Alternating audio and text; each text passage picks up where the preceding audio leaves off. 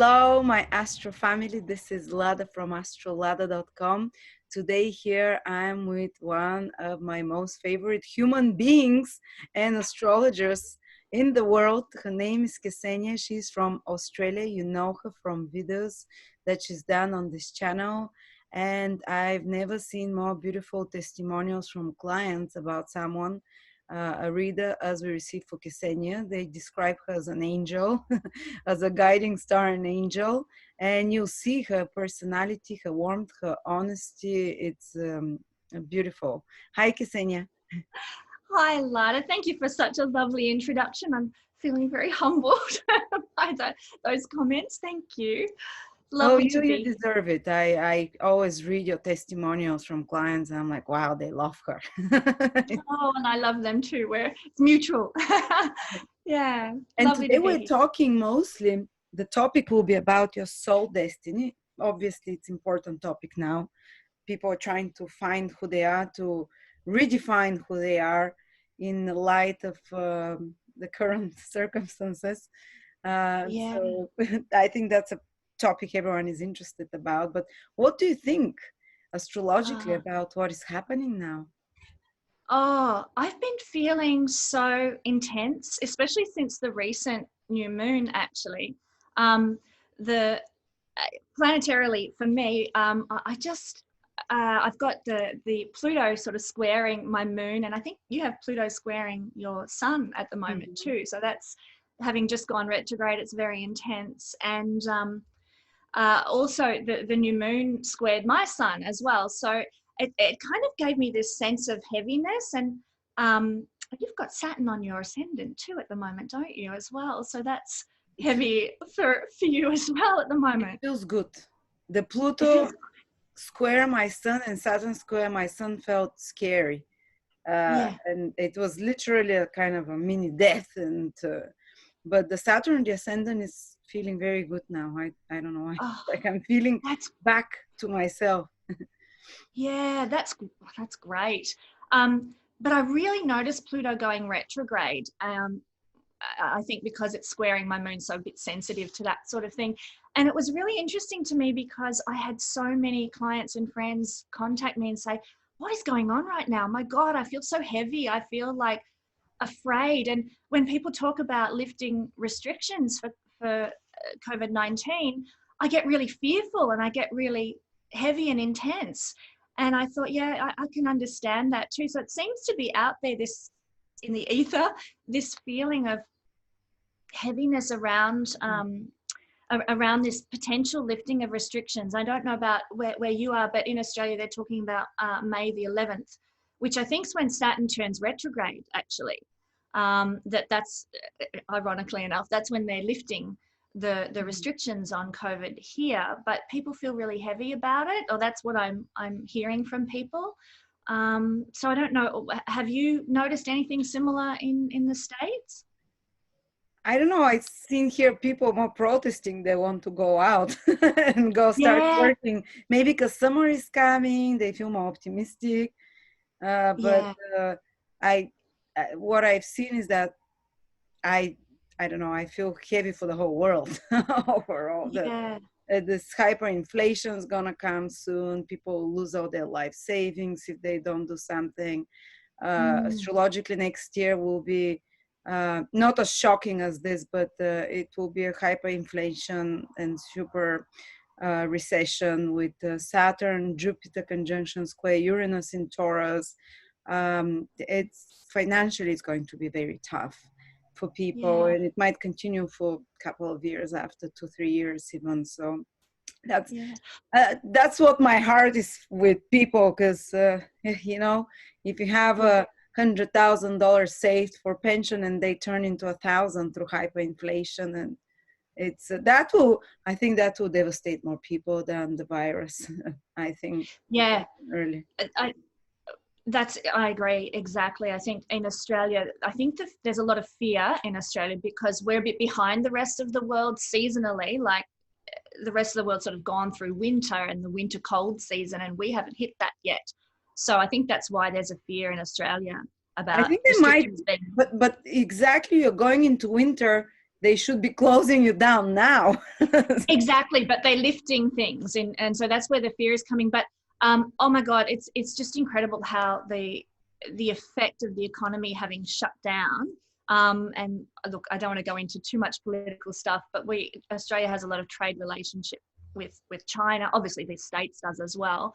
And then there's a lot of yeah. Recently, there was an article about the China's representative here in Australia, being very critical of Australia wanting to have an inquest into, you know, what actually happened with the rise of this this so-called virus.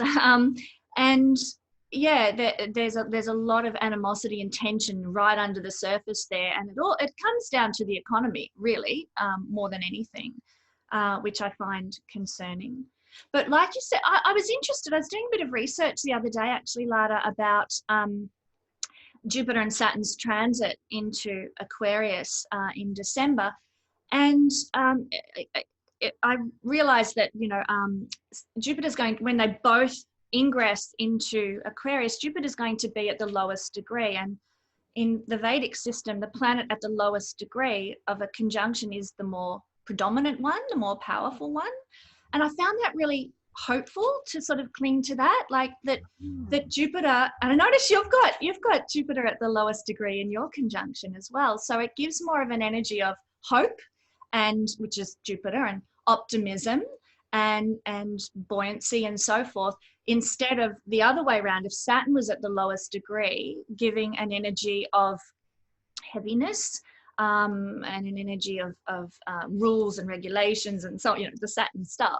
So to me, I was like, oh, thank God for that. And I just sort of want to try and cling to that. But it's certainly going to be a roller coaster for a while because of Uranus being involved too. But economically, there's no harm in being cautious, is there?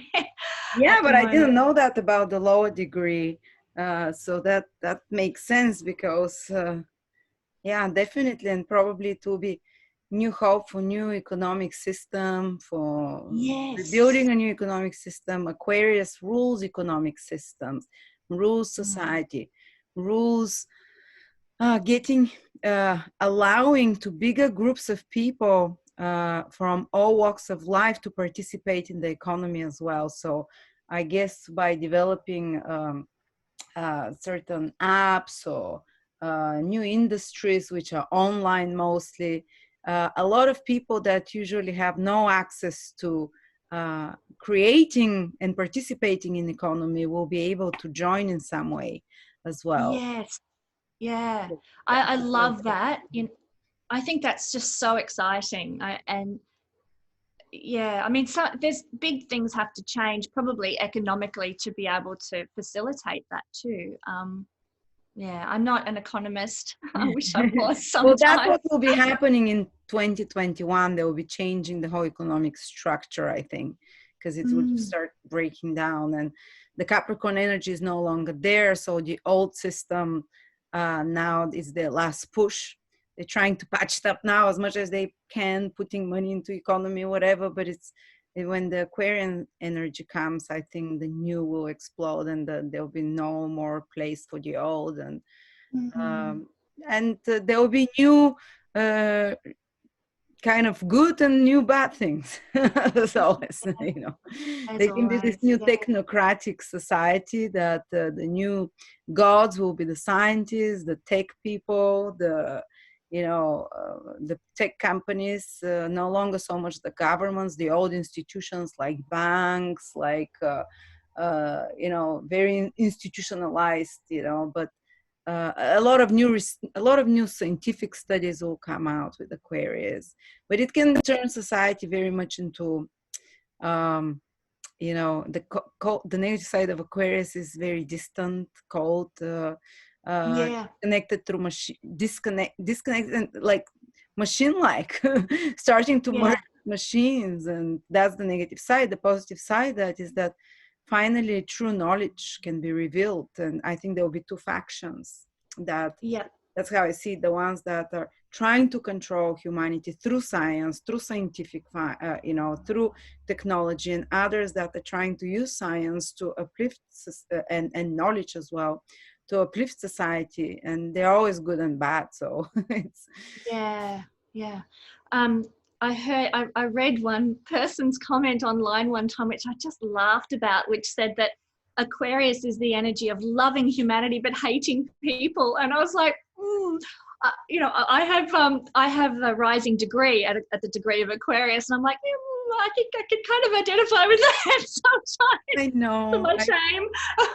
No, it's true. I have Aquarius rising and I love the whole humanity, but it's so hard to connect personally Yeah, with people. So, yeah, that's right. And so we might see more of that, like betterment for humanity, but less regard for the individual and the rights of the individual. And certainly that's something that we're seeing a lot right now, mhm. with the vaccination stuff. There's a real push for mandatory vaccinations, and look, I as far as that goes, I'm all for people's freedom of choice and right to choose what happens to their body. And if you choose to get vaccinated, bonus for you, and if you choose to not, then bonus for you as well. But I think I read an article the other day saying that it's a wise thing to sort of, if you're going to get the vaccination, get your provider or the government authority who's forcing you to do this to sign a liable form, for if there's injury or death or whatever from this vaccination, then They be can't responsible. here in the USA you can't, because here there is something called vaccination court, or that Ah, the companies are not liable. You cannot sue the companies. You can sue the government for only $250,000 dollars if you die from it. If you mm, die, your family can. If you're just injured, much less. That bill basically was signed, I don't know, by Reagan or something, and since then you cannot hold the companies liable. there So you go. that's horrific if they don't give you a choice. Uh, Exactly. it feels like a rape of your human rights. That's how. that that's right, And exactly. it's not so much whether this vaccination is dangerous, or it's just a violation that scares me. But That's my everyone, concern but too. they should give Everyone the has a free right. choice. Yeah. Yeah, and I feel, being Aquarius rising, it kind of is confronting to have that threat of my rights as a human being taken away. Yeah, that's particularly concerning. But I think with Pluto having just gone retrograde, it makes it very interesting, because my understanding is that when a planet is retrograde, the issues of that planet. Sorry, I'll start again. The planet going retrograde indicates that that planet wants to take something back. So when a planet's retrograde, it wants to go back and take something back. And what is Pluto? Taking back control, taking back power, taking back, or not authority, but that sort of very strong will. And it's conjunct with Jupiter at the moment, very closely conjunct. So maybe there's a desire to take back, our own belief systems again. Mhm. Maybe a desire to take back our own, control over our children. Jupiter is children, rather than Mhm. giving control over to somebody else, governments or other authorities of, um, control over our own joy, control over our own hope, perhaps. Who Yeah, knows? hopefully we'll return back to believing again in the life and the future and humanity overall. I hope Yeah, so, but then Mars goes in Aries and goes retrograde. I This know. when I think civil wars can happen. I think they can. How I'm seeing it, there might be some event that leads to taking guns from people in America, Mm, or a lot of unrest. I mean, like if they do again a lockdown, which very possible, because Saturn will be again in Capricorn, taking control. The government's again taking control and um, taking the liberties back again. Saturn in Capricorn is about control of the governments and those in power, and corporations as well. For me, yeah. all this whole thing was really wisely used by very big corporations and government structures and not by the people in government. I think there are people behind the people in government, Pluto, Saturn, rather Yeah. than that they twisted their arm for all of this. But the ultimate goal will be, and when Saturn goes back in Capricorn, again, those tight measures will be strengthened, I believe. And this is Yeah. though when people rise, especially the young people, Mars in Aries, the Yeah. people that are in active age, that want to be useful, that want to do things. And I'm afraid it might get very dangerous in the autumn. For you, it's spring in Yes. Australia. And Yeah, that's around the right. world, it might get very dangerous, like Mm. rebellions and people uh, coming to the streets, or what's that called, like smashing shops and vandalism and such things. I hope it doesn't come to that, but Saturn and Mars come face to face in a fight, Yeah. in a square aspect. And Yeah. I think Saturn will have the upper hand because it's there with Jupiter and Pluto, so that there's more strength behind it. So Mm. you know, the old structures and the governments, they would really push heavy. But this Mars will be so powerful. Mars will be retrograde, will be the brightest star in the sky. It will be like a red eye staring at you the whole from the summer to the end of the autumn. And there'll be a strong pushback by Mars people, especially in the Western countries, because Aries represents the Western Mm. countries. I think Yeah. Australia falls into that Yeah. as well. I think Australia is ruled by Sagittarius. Sagittarius, but generally, Yeah, but according to England is Aries, so yeah, England, but also all fire signs. I've spoken with astrologers uh, that do mundane astrology. In ancient astrology, all fiery signs, Sagittarius, Aries, and Leo, were considered the Western civilization, and any kind of right. branches Yeah. from that Western civilizations, because they were very military, the Aryan race, so to speak, type of thing. And Yes.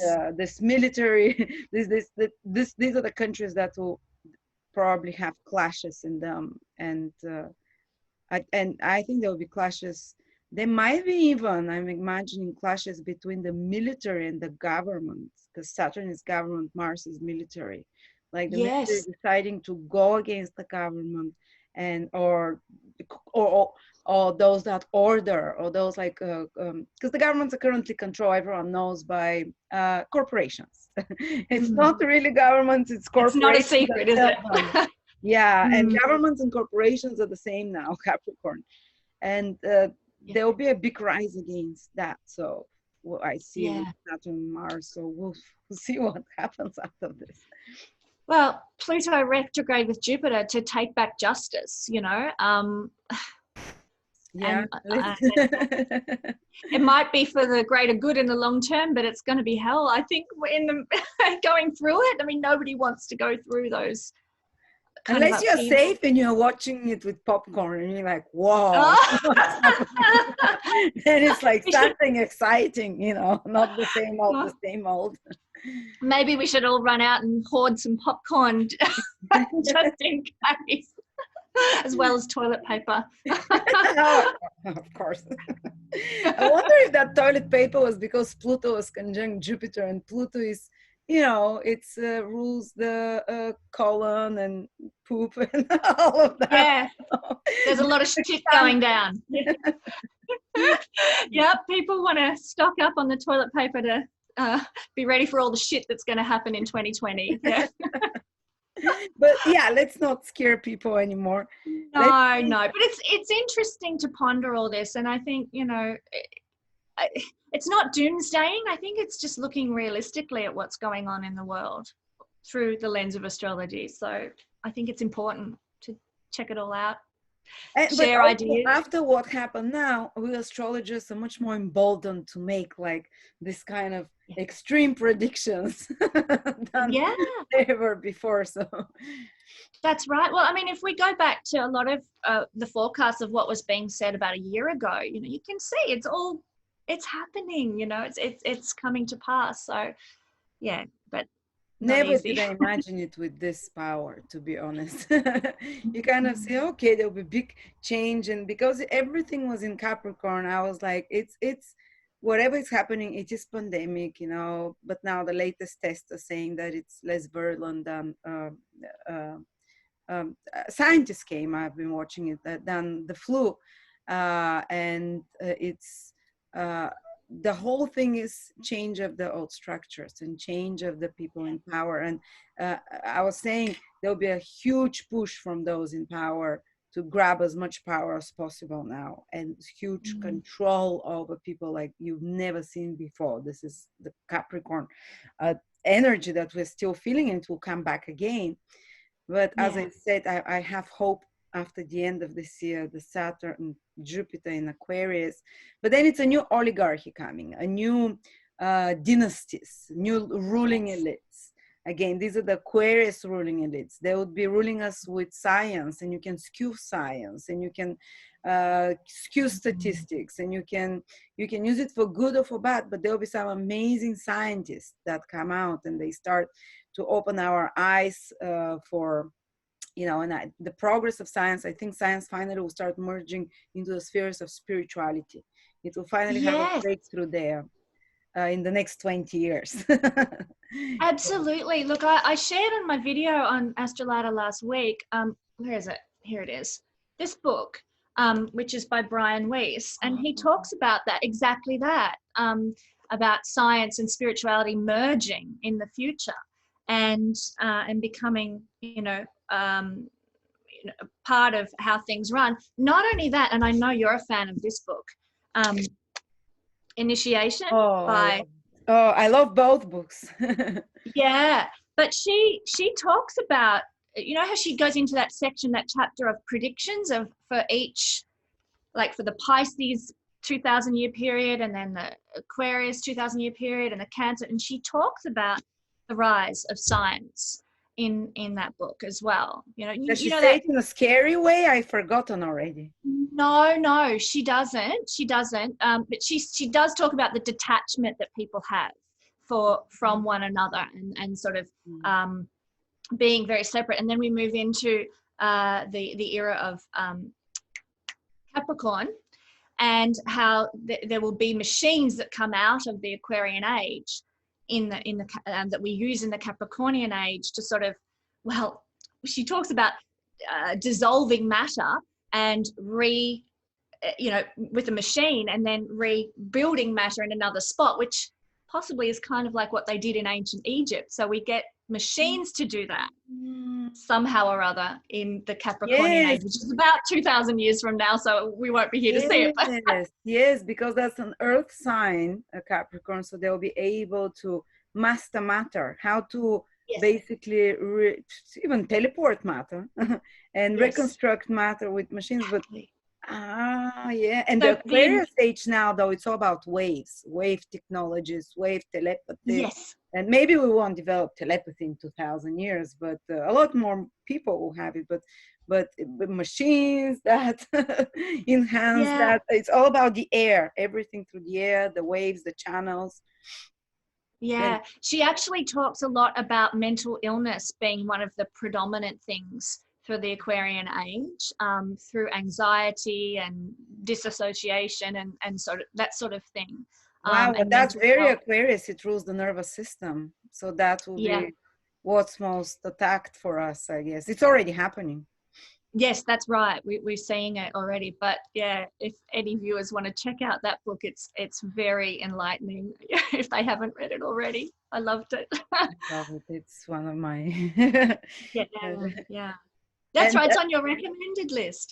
Yes, it made so much sense, everything that I read, and it's through personal experience. It's someone who goes back to start to experience their past lifetimes as an initiate in Egypt, and from a different human race, actually, with elongated skull, that from the priest age, from the priest lineage. They were not the same as the normal people. And that's right. And this is like 2,000 years before Moses or something, like, so really ancient Egypt, not just Ramses and stuff. And she says they had electricity and things, that there was light, and the pyramids were used as basically to maintain consciousness, to keep up the, because they knew that the consciousness was of humans was going to go down for this 5,000 years of Kali Yuga that we're just coming out. Yeah. So they used the pyramids, the ancient initiates, as let's say like a protective field to keep the vibration still higher as much as possible. Yeah. It's fascinating. It is fascinating. And I find that helpful to cling to during these difficult times, because we're rising out. So the theory then is things are going to get better and improve as we head back to the golden age. But there's just some upheavals and hiccups and, sorting things out to go through on the way to getting there. Well, you But have to yeah, destroy everything out before, and it's very painful for yeah, for everyone else. You know, when your marriage is getting destroyed, you feel it's the end, and the that's, universe. You might say just 2 years down the line, you'll meet a much better person, but you're in the moment of losing that's it. everything you have familiar. You will grieve. You feel like it's death, and but it will rise again. We're not gonna finish as human beings. Yeah. And I think that's the energy of what I described in the beginning that I've been feeling, and a lot of my friends and clients have been feeling, is this, it's a grieving, and it comes with a Yes, bit of fear. But there's a lot of grief about, well, the way we used to do things, the way our lives were is now gone. And that's heavy. That's a heaviness. But that's very um, Pluto. Yes, very Pluto, the death of the old, and it's going retrograde, so it's even more intense. Things will never be the yeah, same. Now I have to get used to the thought of and accept that death, and yeah. but Pluto is ultimately about rebirth as well. So That's right. That's right. So we're in that sort of underworld. Yeah, period. But this is so fascinating to talk about all this stuff with you, Lada. yeah, it's like having it's. We were gonna talk about one topic. We went on, I on know. the We should have a cup tangent. of, yeah, we can't meet in person at a coffee shop, but I feel like we should be having a cup of coffee and a chat over, cake and biscuits, cup of And tea. discussing the future of the world. That's it. That's it. That's it. But yeah, no, look, well, I wanted to talk a bit about the My Soul Destiny reading Yes, that I'm going to be offering. yes. By the way, Um, Saint is offering her soul mission. No, so soul destiny. I'm calling it My Soul Destiny, the reading, but you could call it Soul Mission, Soul Purpose. Those names are interchangeable there. Yeah. You're offering it for 2 weeks with $80 discount. It's Yeah. $110 only from 190 or something like that. So Yeah, 180 usually, and it's a new reading that I've created for these times for people. Ordinarily, it'll be around 180, but I want to offer it for around 2 weeks for $110, so quite a bit off at the moment. But so many people have lost jobs or they've been laid off for a time being, and during this, what has been called by journalists the Great Pause that we're all in right now, with the economy sort of in neutral zone. A lot of people are questioning, well, am I doing what I really love? And I'm home with my kids, and gosh, I actually really like that. And or they don't, if they've got a homeschool and it's sending them crazy. But people are questioning the way their life is working right now, and am I in the right place for me? And if they've been unsatisfied, there's this assessment of, well, what next? What could I do now? And the world is changing quite obviously, and where's my place in it now? So there's a lot of these sorts of questions that are coming up in people. Jupiter in Capricorn for this year, we always focus on career and sort of Capricornian things, and a lot of in shamanic astrology, the energy of Capricorn and the energy of the 10th house is actually associated to the legacy that we want to leave. Opposite Capricorn is Cancer, which is the legacy we receive and we inherit, our roots, our lineage, and where, what we get from the maternal line and so forth. Capricorn is opposite that. And instead of what we receive from the lineage, it's what we're going to leave behind, what we're going to give to those who come after us. And so there's a real correlation with Jupiter and the focus of Jupiter being in Capricorn to what is this legacy that we leaving for people who come after us now Oh, I as well. love And so that. yeah, and so we tend to when Jupiter's in Capricorn, we're focused on, yes, career, what we do for a living, but we're also focusing on that's a component of the legacy that we're wanting to leave, the mission that we have in life. So I thought, this is a good time when Jupiter's here to explore what that means for people. And I'm not just talking about career. It's not just about career. It's about your spiritual destiny and your spiritual purpose as well. Those of us who've studied a bit of astrology know that the North Node is the destiny point, where we're heading, what we're trying to master in this incarnation, what we're growing into. There's 12 houses where the North Node could sit, and only 2 of those houses have to do with work, have to do with, how we pay the bills through the deeds we do each day. And so it's interesting to me that when I look at that, I realize that our destiny is so much more than just, being CEO of the company. That's not going to be everybody's destiny. That's not going to be everybody's purpose, And I was saying this to you before we started the recording, but Mother Teresa, what did she do? She served. That was her, it wasn't about career she was a nun, that was her career, but service was her destiny, to serve, to help, to heal, to lift up those who were in lower circumstances. Martin Luther King Jr. Was all about his destiny. His mission was to create equality and awareness of the injustices that were going on with race relations. So his mission was not about career. Noam Chomsky, his mission and purpose is to teach and to enlighten people, and that's more than just a career. So, a lot of people are asking, what is my purpose? What is my mission? And I think it encompasses just so much more. And there are ways to see that in the chart. That I'm excited to explore for people with this reading over the next. I like that, rather than oh, you have to be a beautician, or something. Your destiny might be to as you said, to teach people, and you can do it in being a beautician, a doctor, in everything. Or if it's to inspire it, you can do it by being even a coal miner, or fight for rights. You can work as a hairdresser and fight for the rights of the hairdressers. You can do it in any field. Rather, it's more bigger picture rather than just specific. Yeah. Look, I'm very Jupiterian. I've got Jupiter on my ascendant, so everything's big picture for me. No, but that's what gives Jupiter rules joy. So finding that destiny is what will give you joy no matter what circumstances. And Jupiter is abundance. So no matter what circumstances you are, when you're doing your soul destiny, you feel abundant. Yes, that's right. And then there's the karmic destiny that feeds into that as well. People in evolutionary astrology, they talk about skipped steps, which is things that we have failed to address in past lifetimes that we're called to address now. Now, not everybody has a skipped step in there. Anyone born in 1974 will have a skipped step that's Jupiter. Most people, which is really, really interesting. So keep an eye on people born in sort of the 74, 75, because eventually in life, their part of their destiny is to actually manifest the qualities of Jupiter in some way in their life. So very interesting for those people who've got that.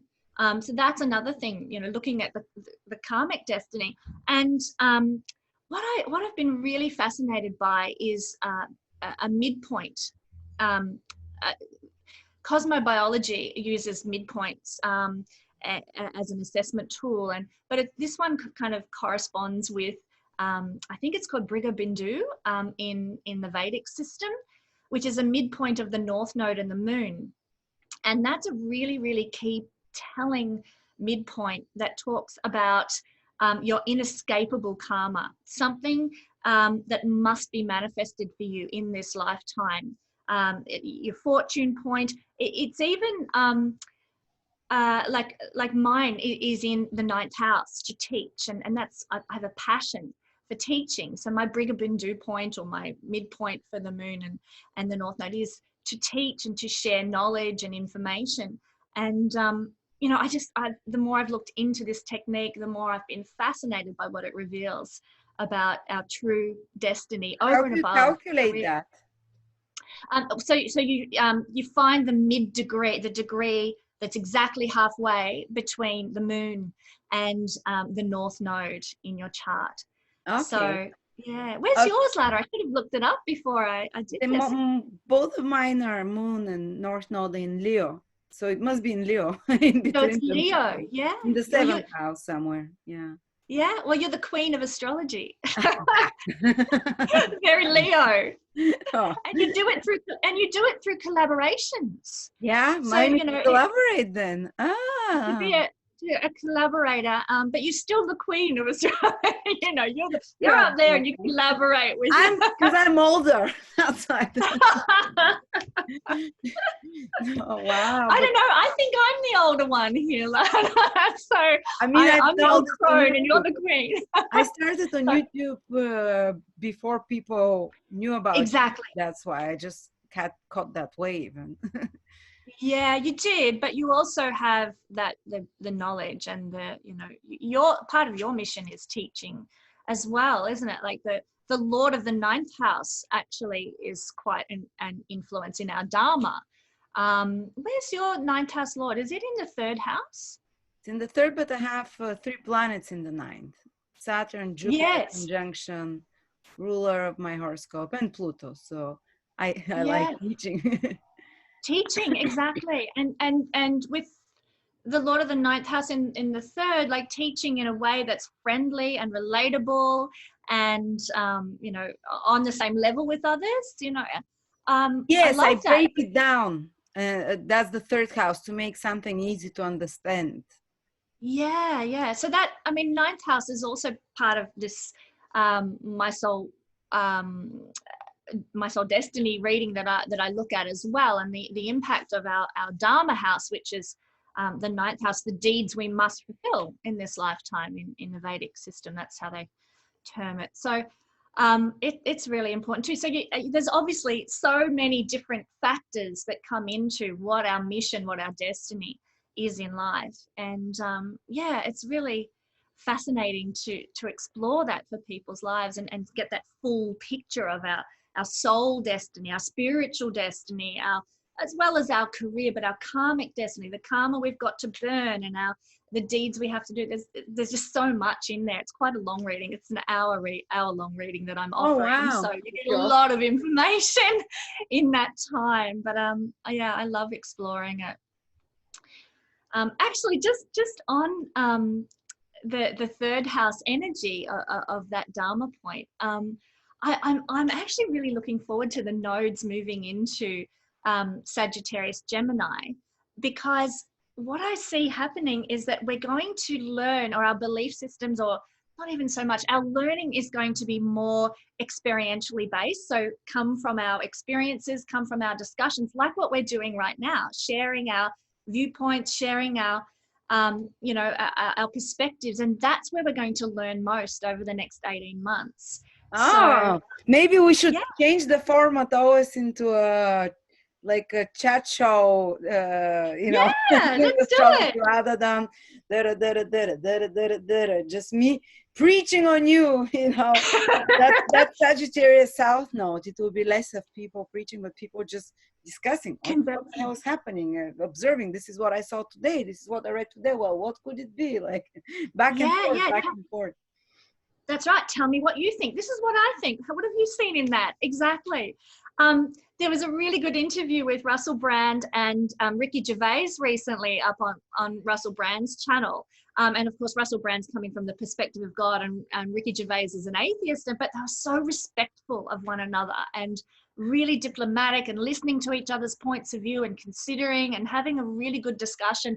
And I thought, isn't that the perfect example of North Node in Gemini type energy that we're going to be experiencing in the next. I love it. We need this, because with the Jupiter conjunct Pluto recently, because Pluto is our belief system.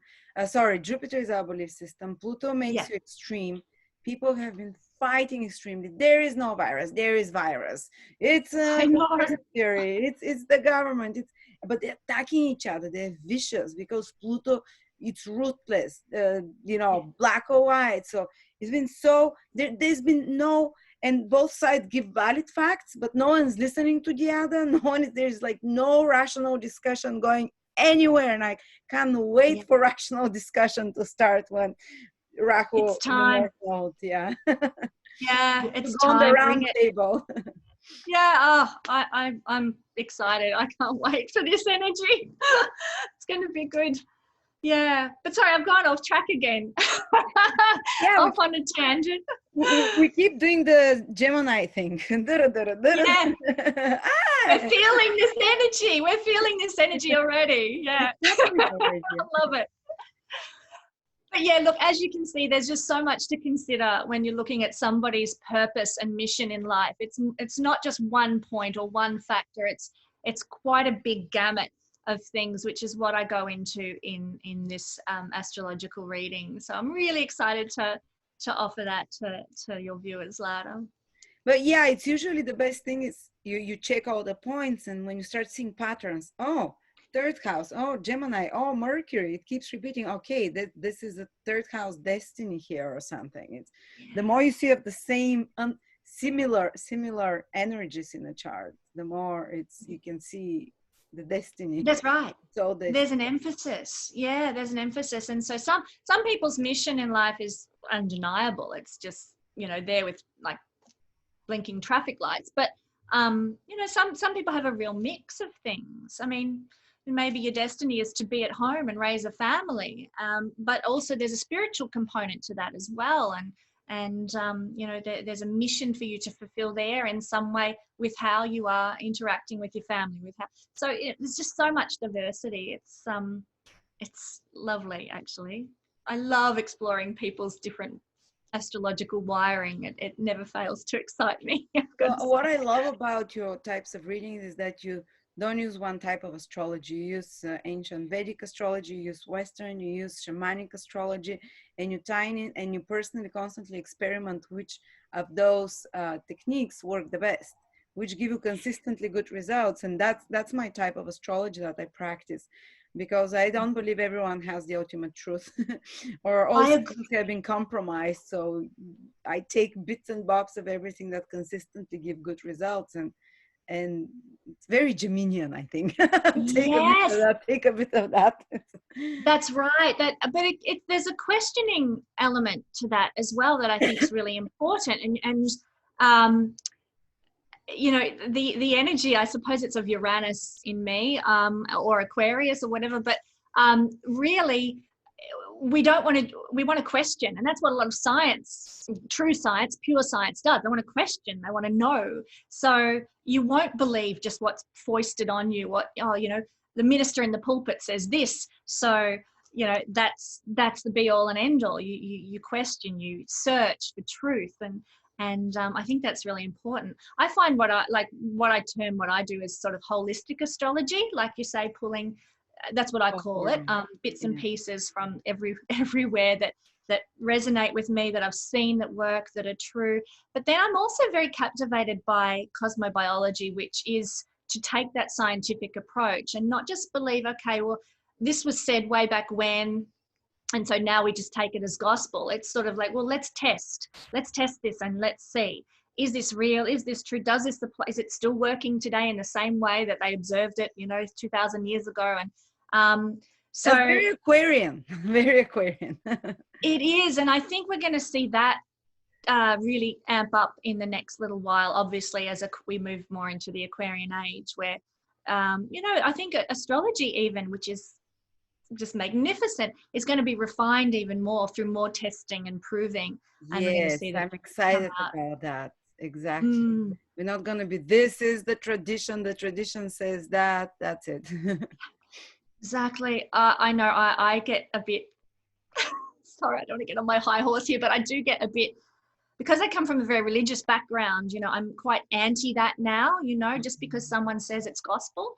I'll be like, well, is it, what's the truth really? And what have I found? And what's my experience? And what do I observe? So I think we've got to start using our brains ourselves rather than just. Exactly. Finally coming out of this, whatever the institutions say, whatever the doctor prescribes, whatever they tell you at school, that's a very Capricornian thing that we're seeing like this. It's got to go. Yeah. And this Yeah. Aquarian come, okay, I'm going to question, I'm going to study, I'm going to gather information and research for myself. So, Yeah. It's but what other time. points do you use for soul destiny? You use the North Node, this midpoint between the North Node and the Moon, and Yep. The Dharma, like ninth house Lord, and the ninth house and the ninth house Lord. I also look at the sixth house, which is the karma we need to burn. So that involves some sort of obligation to fulfill a mission there as well, to get rid of some sort of old outworn habits and beliefs. That's part of our destiny to do that too. So we look at that as well. so sixth house is more like karma, and duty. Ninth house is Dharma. So the karma is the past that you owe someone 500 from a past lifetime. You have to pay them off now. But the Dharma is what? How is it different? The Dharma is what you're inspired into in this lifetime. Okay. That's right. Yeah, the ninth house, your inspiration and how you can be an inspiration to others. That's how I interpret the Dharma. I've heard it said that the Dharma is the deeds you must fulfill. So that's that. The sixth house, like I said, it's karma to be burnt. So you're releasing something with the sixth house in that sense, and embracing something with the ninth house in that sense. And that's why that's square.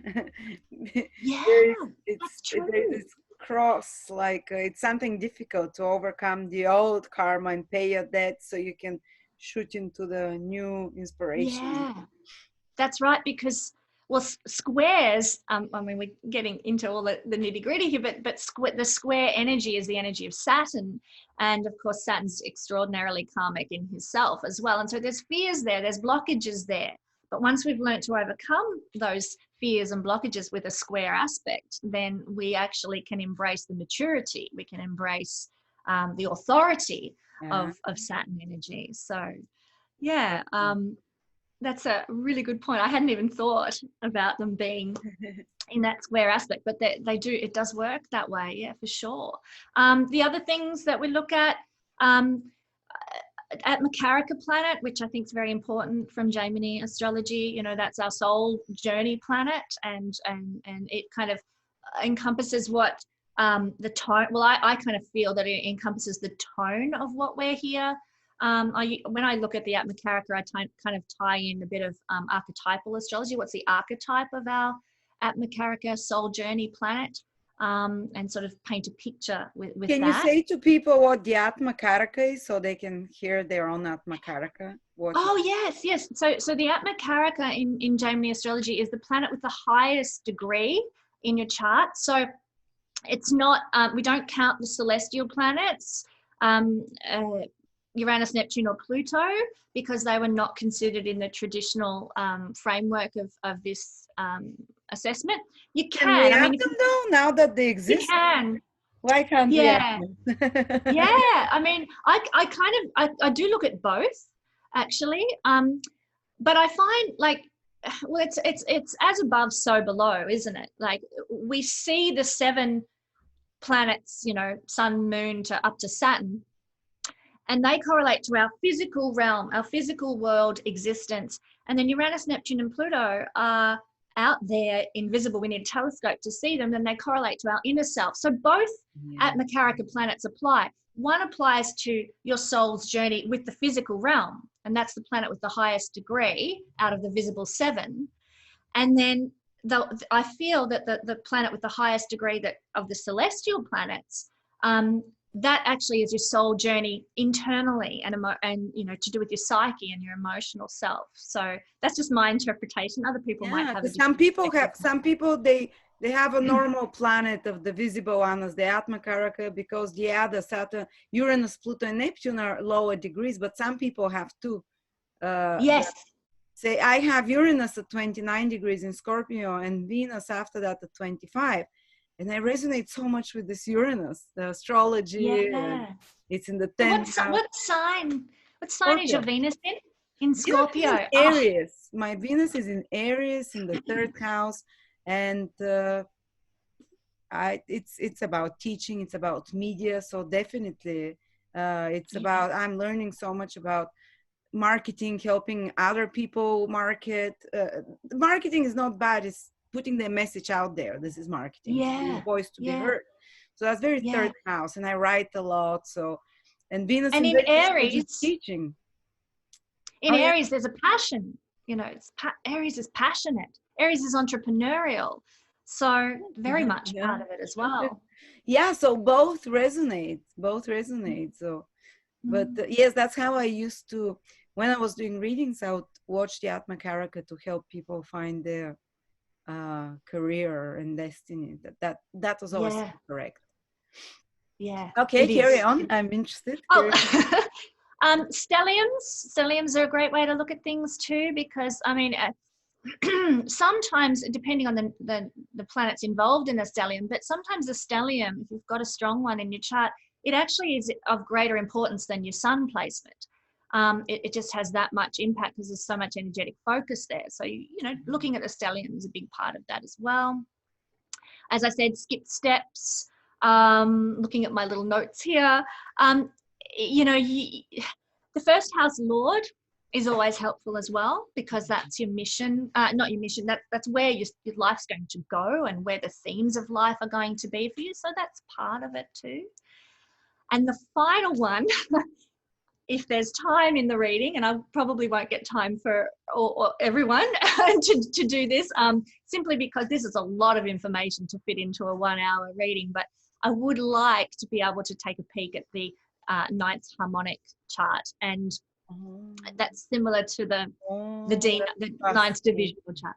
Yeah, because I mean that's what we're rising up into, especially after our mid years, our middle age. We're going to become increasingly more and more like our ninth harmonic chart or our D9 chart, and so it's really important, especially if you're my age, to start looking at, okay, where am I heading here, and am I fulfilling what's going on, or the intent of this D9? Is that what's unfolding? I've heard from people that work with harmonic charts, and they say that this is the kind of your future chart for your future life, because this is your soul's yearning where it wants to go.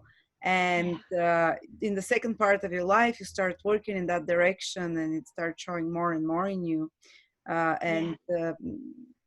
You're not going to have exactly the same chart in the next lifetime as your ninth harmonic, but with similar energies. But you're starting already at the second part of this life to work towards that. And talking about that, I have a stellium of 5 planets in Scorpio. Sun, Moon, Saturn, Venus. It's like that. I don't want a new life. That's my last incarnation. No, this life of astrology is not ending here. I think it will carry on into the next life. Oh my God, it's with Saturn, it's with Venus, it's with Saturn, with the Sun, with the Moon. It's like a total mess of Scorpio energy there. Oh, really? Well, authority in shamanic practices, I would say, with Saturn in Scorpio, good. Which you're developing now. Like, you have this authority that you've developed and built in the realm of shamanic work, which includes, astrology, like Scorpio is the sign of shamanism. But, anything occult, anything, I mean, it's what you're doing. Yeah, but what I love is a lot of death as well. Scorpio definitely includes a lot of death. It's part of it. Yeah, look, I love the premise of evolutionary astrology, which is that we're born with a chart, but if we were to stay in that, well, there's no growth in that for the soul if we just stay in that chart. So we are on this evolutionary journey of change, as you said, into this new being, and then when we die, we kind of die with this new chart already sort of in place within us, and when we reincarnate, well, that's the energy that presents out in our new chart. And then we'll go through a new, I just love it. I find the whole idea of the ninth harmonic absolutely fascinating and Yeah. yeah, really, really empowering actually. And So there's that no is way to part of, confirm it, but unless you no, die and remember. but I've got to say, as like I'm in my mid 40s and telling secrets there, a lady should never reveal her age, but um, in my mid 40s, like I'm getting past those or going through those midlife transits, and the more I go through them, the more I'm seeing that the D9 chart is becoming more real for me. Um, there's just so many things that I'm like, oh my God, that's not in my natal chart, but far out. It's totally in my D9 chart. Wow. So it So will start manifesting. I'm Ah, starting to really notice it. And look, I'd be interested to hear comments from your readers who are familiar with this sort of thing to see what they have observed if they're, beyond their midlife years, say, Chiron return at 50 and they're, getting into sort of 50s, 60s, how they have found the D9, if they work with it, if they know about it. So it is interesting. wow. Mine, I've got, oh my God, I've got Saturn in the first house and Libra rising, but everything else is in fire signs, every other planet. And there's Hey, no, that's good. I need a bit of that after being so water energy in the early part of my life and just going with the flow. Now I need to take action. So we'll Yeah, see. fire, action, fun, rise up, and I'll be the older I get, the more broody I'll get. I'll start, I'll start bugging my husband for sex at 70, 80. It's like, come on. It's like, I love it. what's happening to you? I don't know. I'm horny all the time, and I don't trust anyone. Yeah, that's right. But think of all that psychological knowledge you're going to have later. Mm. Can it be all Gemini? Can it be all like? Anyway, now. But that's really what I look at in this reading. That's So fascinating. So let's repeat. yeah. You look at the nodes for the destiny. You look at the midpoint between the nodes and the moon. You look at the Atmakaraka, the planet with the highest degree, the soul planet as they call it, because according to even Edgar Cayce, he says that each soul comes from a different realm.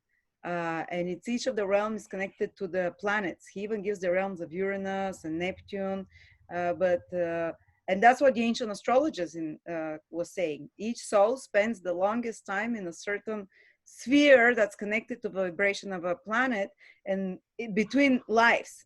So when you come here, you bring the most from that planet, so that's why it becomes so, it's like you're like a mini incarnation of that planet. And you look at the stelliums and you look at the 9th divisional chart. That's awesome. Yeah. And the 9th house. Yeah, 6th house Lord, 9th house Lord. Yeah, they're the main ones. First house Lord's also worth looking at too. So a lot of stuff, a lot of information. Awesome. And I hope whoever watched that video, because a lot of people that watch us, they know astrology, they can check these things for themselves to see the destiny. Are they repeating patterns there that keep cropping up? And exactly. What is your soul destiny? Not career. We're not talking career here. Yeah. Career is a part of it. Like I said, actually that I do explore a little the 10th house because, as I said, in shamanic astrology, the 10th house has to do with the legacy we leave. So that's obviously a part of it, but it's only a small part. Right. It's not, there's just so much more aside from that as well. So wonderful. Yeah. Thank you so much, Ksenia. Have a great autumn there. And thank you. If you'd like to contact Ksenia, her reading for 1 hour on your soul destiny is $110 only, down from $180 for the next 2 weeks. Thank you. And can I just quickly say to everybody who prayed for Australia at the time of the bushfires at the start of the year, thank you so much, because we have had in Australia the best season of rain that we have had. I don't remember it being like this since the 90s, quite honestly. Just we've had more rain up until April in Australia than we had in the whole of 2019. So those prayers for rain for the bushfires, they've well and truly been answered. So a big, Oh my God, big I thank got you. goosebumps. Yeah. Amazing.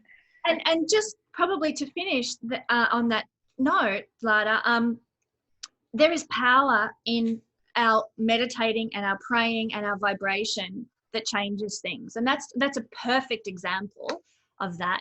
And certainly with all the shit we're going through right now in the world, the more we join together and pray and or meditate or raise our vibration in some way, the future is the future is flexible. It's not a fixed destination. We can change that through our energy on the planet. So keep praying, not just for Australia, but for the whole world. That's the only thing that gives me hope, to be honest. And I hope those Armageddon apocalypse predictions they are changed, and God has mercy on us. On that Exactly. positive note, thank you so much, Ksenia, again. Thank you. Love seeing your smiley face and hope to have you soon again. Thank you.